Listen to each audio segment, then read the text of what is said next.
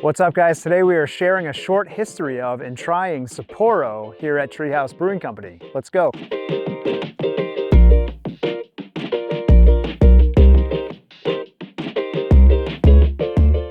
What is up, everybody? Nate here. Welcome back to the Tree House Brewing Company YouTube channel, where today we are diving into the history of and trying Sapporo, one of the most iconic looking and familiar beers you will find anywhere.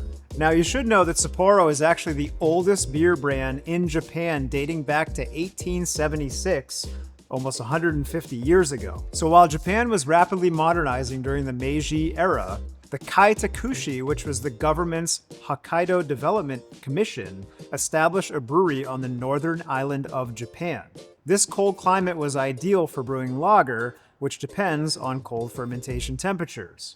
The story of how they got their first brewmaster is wild. A young man named Seibei Nakagawa left Japan at age 17, which was actually illegal at the time under the country's isolationist policies. He actually could have been killed for leaving.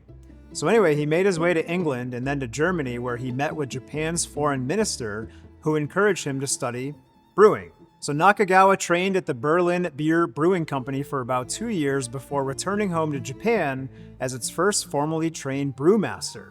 The government then recruited him to run the new Kaitakushi brewery, and that German influence is still the backbone of Sapporo's clean, crispy style today. By the early 1900s, competition between Japan's breweries was intense.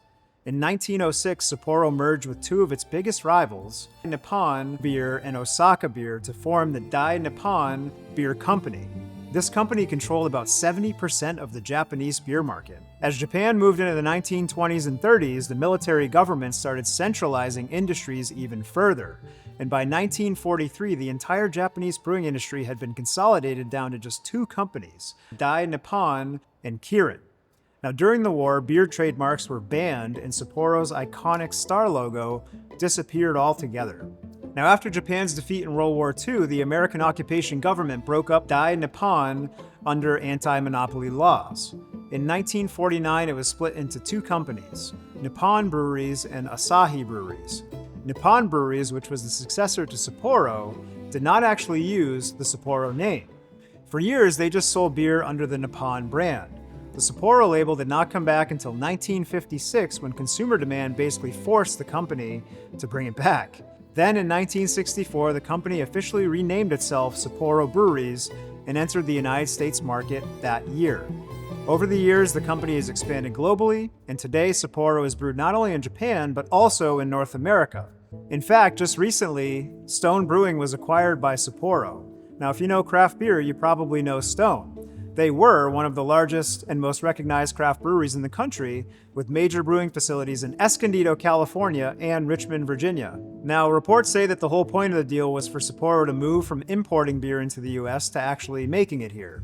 So now, Sapporo Premium is being brewed on American soil on both coasts, alongside Stone IPA and the rest of Stone's lineup. You probably recognize the tall silver can with the gold star.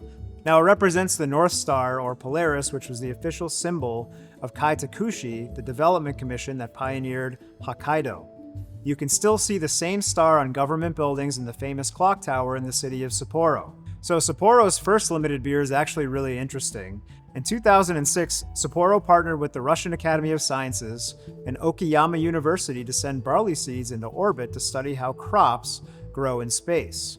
Those seeds were then cultivated back on Earth across multiple generations, and the beer was brewed from the fourth generation descendants.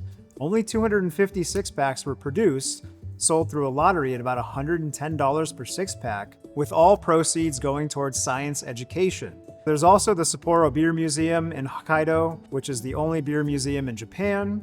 Now, let's talk about what's in the actual beer that we have in front of us. The flagship Sapporo Premium is a pale lager with an ABV of about 4.9%. So the real question is, does that 150-year legacy translate into a beer that's still enjoyable here in 2026? All right, so as I so often like to do, I comment on the packaging, and if you guys are familiar with the channel or you've seen our videos previously, you know that a lot of American light lagers speak a similar design language. This beer is probably iconic more for its design than for its taste in the eyes of many. And I have to say, I can see why. Super interesting looking can. The bottom kind of looks like a soup can. The top tab is very different from what we customarily see here in America. This sort of rib design is really attractive, and it's just a really nice can to look at. Beer size and format's really unusual, 22-ounce can. Of course, you got the gold star there, Sapporo Premium beer. Discover the perfectly balanced taste that's irresistible to all as you share rich moments with this masterpiece of the brewer's art. I like that. Well said. Can feels rugged. Can feels heavy. It's pretty cool.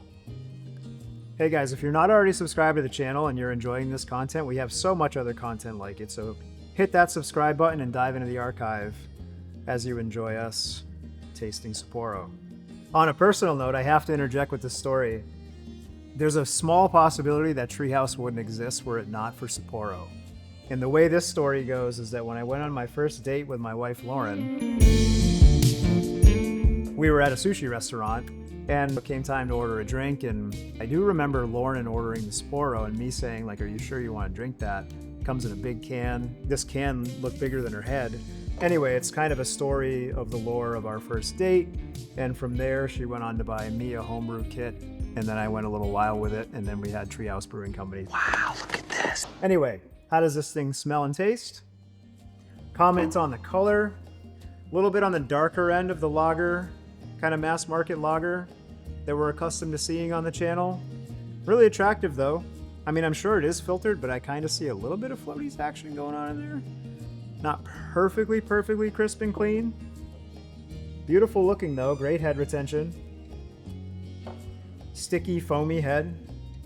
Great aroma, great clean fermentation character. Really nice, bright lager. Smell. A little bit of noble hop variety. I'm getting like a little bit of earth and spice on the nose. A little bit of honeyed malts too. Like it smells like it's gonna be a little bit possibly on the sweeter side. Let's see what the flavor says.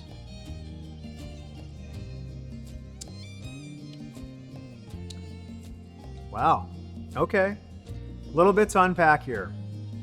Do we have a date on the can? Packaged 8/11/25. So this beer is now 7 months old in the cooler.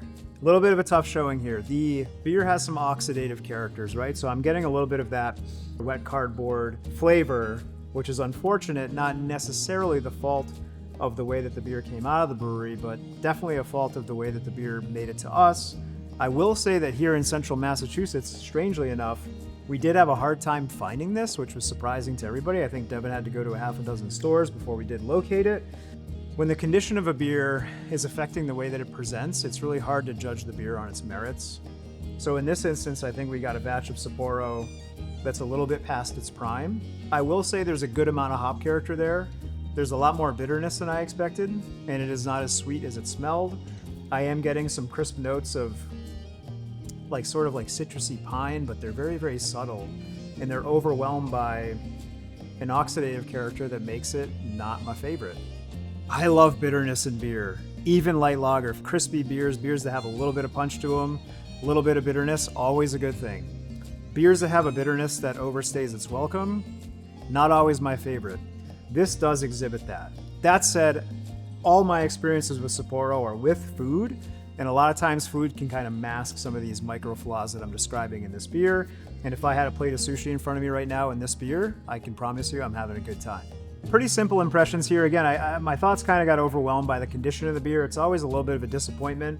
I do wish and hope that in the future we can do this again and try this beer fresher so I can give a better impression of what the beer is versus what the beer is when it's not in the best condition. If you're not a subscriber to the channel, hitting that button is a huge help, as is hitting the like button and leaving your comments down below. We'll see you next time here at Tree House Brewing Company. Take care.